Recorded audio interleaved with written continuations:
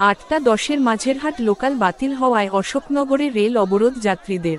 Majerhat local Barasat local হওয়াতে বিক্ষোভ দেখান যাত্রীরা। শুক্রবার সকালে প্রায় 1 ঘন্টা ধরে চলে এই অবরোধ।